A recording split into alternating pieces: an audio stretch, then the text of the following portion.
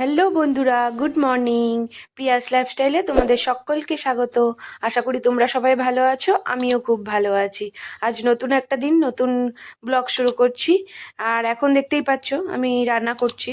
মানে সকাল থেকে আর সেরকম ব্লগ শ্যুট করা হয়নি, এখন রান্না করছি, সেটাই তোমাদের সামনে নিয়ে আসলাম। কড়াইতে আমি ফোড়ন দিয়ে দিয়েছি তেজপাতা, লঙ্কা আর এলাচ। তারপর ফোড়ন দেওয়ার পর আমি এটা আদা, পেঁয়াজ আর রসুন এই তিনটে একসাথে বেটে নিয়েছিলাম, সেটা দিয়ে দিলাম। ভালো করে কষিয়ে নেবো। কষিয়ে নেওয়ার পর আর কি করি এরপরে দেখাচ্ছি। তো চলো দেখতে থাকো, আশা করি তোমাদের ভালো লাগবে।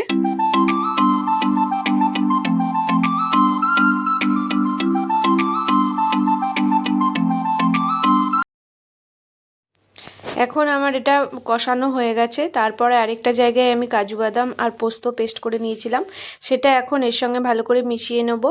তারপরে কি করি নিয়ে না করি দেখাচ্ছি, চলো দেখো।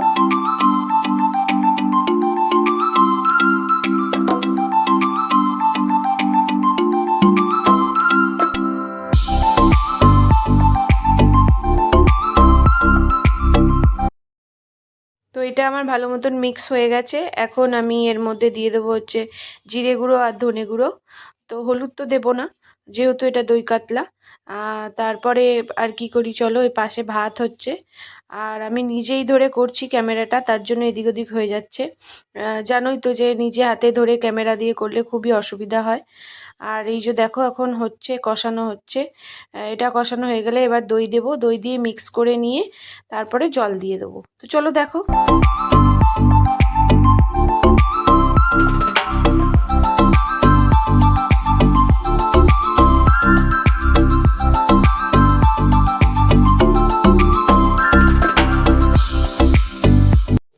এই যে এখন আমি দইটা দিয়ে দিয়েছি, দইটা দিয়ে দিচ্ছি, দিয়ে আমি এখন এটাকেও ভালো করে মিশিয়ে নেবো এর সঙ্গে।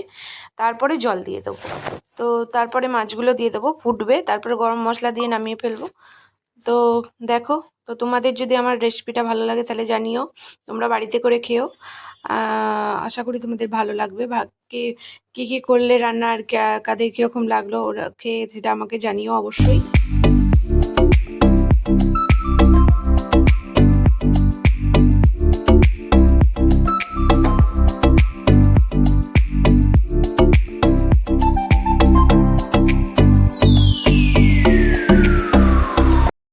তো আমি এখন জল দিয়ে দিয়েছি, এই যে দেখো ফুটছে। আমি নুনটা দেওয়া হয়নি, এখন নুনটা দিতে হবে।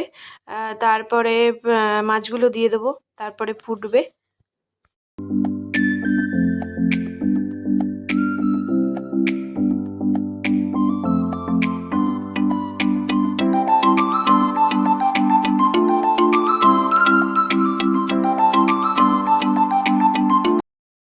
তো এখন এই যে জল দিয়ে দিয়েছি, ফুটছিল, তারপর মাছগুলো দিয়ে দিয়েছি। মাছগুলো দেওয়ার পর এটা ফুটছে দেখো এখন। তো এটা এখন হয়ে গেছে, নামিয়ে নেব।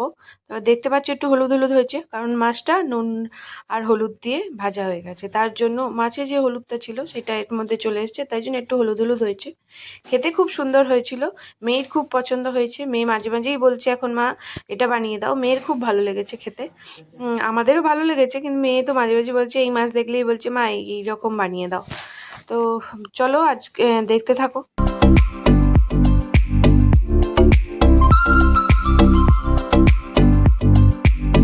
তো এই যে দেখতে পাচ্ছ আমি তোমাদের সাথে কথা বলছি। তো এখানে এখন আমাকে ভয়েস ওভার দিতে হচ্ছে, কারণ পেছনে গান বাজছিল, কারুর বাড়িতে বিয়ে বাড়ির ছিল হয়তো পেছনে, আমাদের বাড়ির পেছনে। তো সের জন্য এখানে জানোই যে কপিরাইট চলে আসবে, তার জন্য আমি এটাকে মিউট করে আমাকে ভয়েস ওভারই দিতে হচ্ছে। তো আমি এখানে বলছিলাম যে আমি বিকেলবেলা এখন বেরোচ্ছি। মেয়ের যেহেতু পরীক্ষা, সারাদিন মানে পড়াতে পড়াতে আমি নিজেই, আমার ভালো লাগছে না আর, তাই ওর বাবাকে বললাম চলো একটু বেরিয়ে আসি। তো মেয়ে আর আমি আর ওর বাবা যাচ্ছি একটু। আর এখন এই যে টাউনশিপে চলে এসেছি, আমরা এখন টাউনশিপে ঘুরবো একটু, এসেছি জোয়ান নেব। তারপরে দেখি কোথায় কোথায় যাই। টাউনশিপের এই চলো দোকানটা দেখতে থাকো। জোয়ানটা ভালো, সব দোকানের জোয়ান অতটা ভালো হয় না, তাই টাউনশিপের এই ভেতরে একটা দোকান আছে, যে দোকানের জোয়ানটা ভালো, অন্য দোকানের জোয়ানগুলো অতটা টেস্ট হয় না, তার জন্য এই দোকান থেকে জোয়ান নিতে এসেছি। দেখো এই ভেতরটা কি সুন্দর করে দিয়েছে, টাউনশিপটা এখন খুব সুন্দর রং টং করে গ্রিল টেরিল দিয়ে সব জায়গাটাই খুব সুন্দর করে দিয়েছে।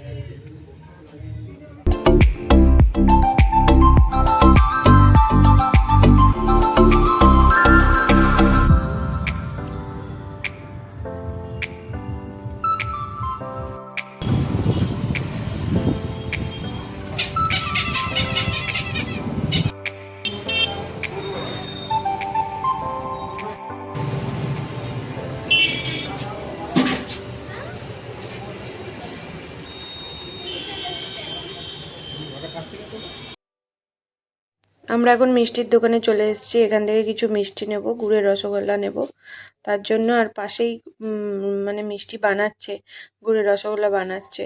তো ভাবলাম তোমাদের জন্য একটু ভিডিও করি।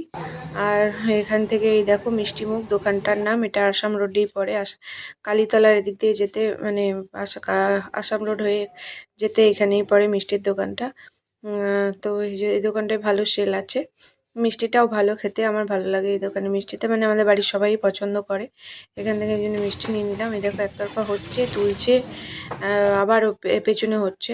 তো ওখান থেকে এখন বেরিয়ে পড়লাম। এই যে এটা অশোকা সিনেমা হল, তারপরেই কিছুটা পরেই। আর এই দেখো এখনো এখানে সরস্বতী পুজোর লাইটিং রয়েছে এখনো। আমরা একটা ইডলি ধোসার দোকানে চলে এসেছি। ত্রিবেণীতে পাওয়া যায় ইডলি ধোসা, যেটা সবাই জানেন না, কিন্তু এই দোকানটি নতুন হয়েছে। আর তাতে আমাদের দিদি আর তার ছেলে, তার বোনেরা সবাই সাহায্য করে এই দোকানটি চালাবার জন্যে। সবাই তো আমরা জানি সাউথ ইন্ডিয়াতে ইডলি পাওয়া যায়, এখানেও দিদি ইডলি বানাতে পারে। একটু দেখান দিদি কীরকম ইডলিগুলো আপনার।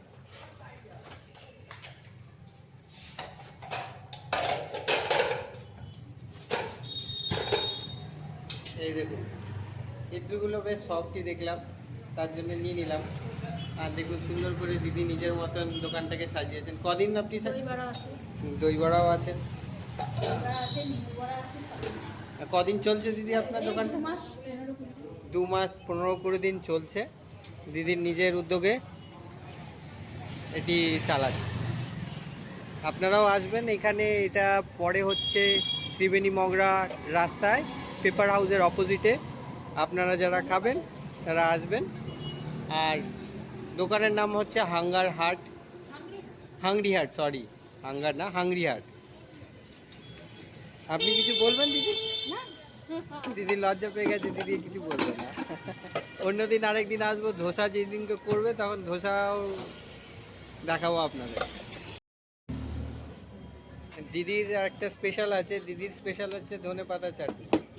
অন্য সময় কিন্তু অন্য জায়গায় অন্য চাটনি পাওয়া যায়, কিন্তু দিদি আমাদেরকে ধনেপাতা চাটনিও দেবেন, আর অন্য চাটনিগুলোও আছে। ঠিক আছে।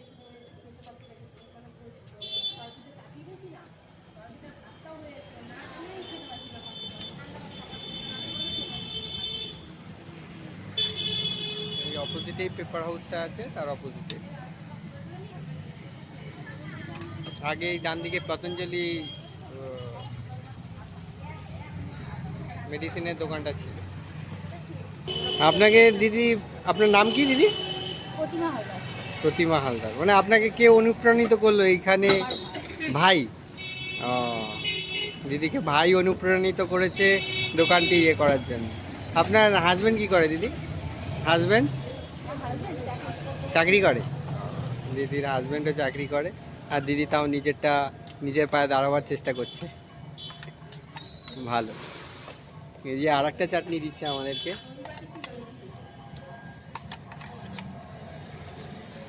এটা তো আমরা এই চাটনিটা চিনি, ধনেপাতার চাটনিটা আমরা চিনতাম না। এটা তো ইডলির সাথে খাই, খেয়ে তারপর বলবো কীরকম লাগলো। কোনটা বেশি সেল হয়, ওই ইডলিটা না ধোসাটা? সবই সেল হয়ে যায়, মানে যা করেন মোটামুটি সব শেষ হয়ে যায়। যে ও, আমাদের আরেক দিদিও বললো, রেকমেন্ডেশন করলো যে দই বড়াও খুব ভালো হয়, চাও ভালো করে দিদি।